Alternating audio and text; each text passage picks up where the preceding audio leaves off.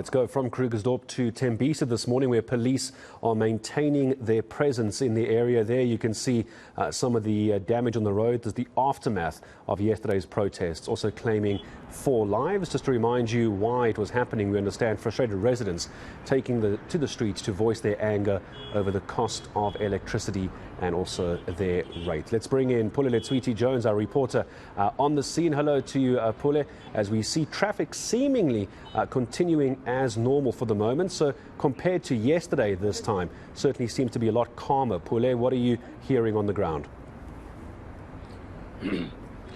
Morning, Gareth, and what I can tell you is that police have intensified the operations in the area. As you can see, this is just like the aftermath of what had happened yesterday, which saw fatalities of about, if I'm standing to be correct, 3 people who actually passed on. And the Ekurhuleni Mayor, Tanya Campbell, has now called for calm, saying that, residents should actually meet them on Friday and have a community meeting to try and see how they can resolve this issue of high electricity tariffs, as alleged by some of the community members. Just yesterday, you would have realized, Gareth, that community members are quite angry and frustrated that they were supposed to meet with the relevant authorities from the municipality, but some are suggesting that that meeting didn't take place and wasn't fruitful.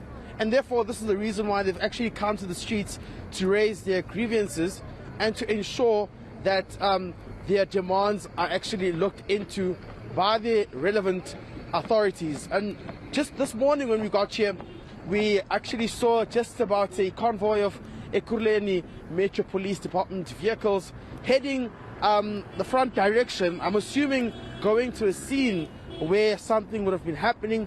We tried to track some of the movements on social media, and we got to realize that some of the protests were actually continuing in the township, and some saying it's day 2, and they will continue until the mayor comes to address them on Friday. And the response from the community, Pule, to the news of these deaths of these protesters since yesterday, it was being shared widely on social media. What has the community been telling you about these deaths? Authorities saying it's unacceptable that anybody loses their life during a protest, but what are people on the ground telling you?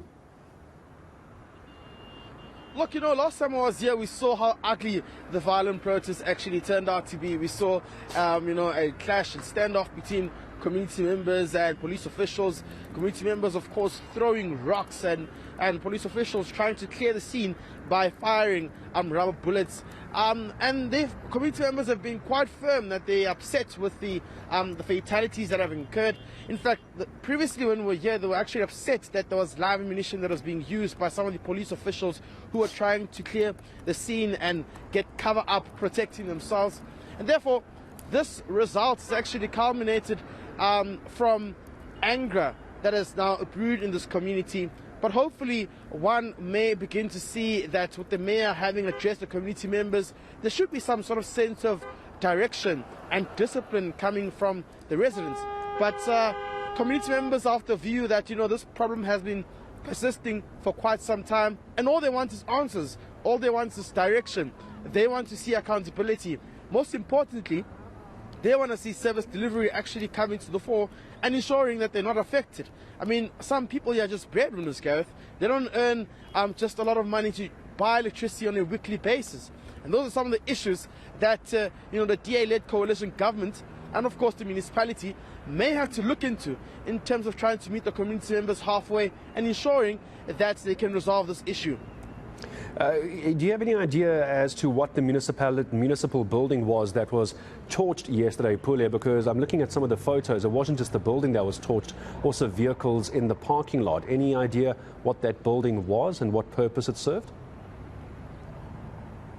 No, definitely not. I mean, when I got here and seen, the first thing I began to realize was that there was, tires that were being burnt as well, and ashes, and some of the rocks that are still on the roads. Maybe later on we'll be having a look at the conditions of that building. But from the intelligence on the ground, of course, from community members who've kept closely in touch with, they were telling us that some of the protests have already started beginning within the inner side of the township, and hopefully we can begin to see if really that is a reality and if really they've actually stuck to their threats that they posed to the municipality to say this protest will continue until Friday.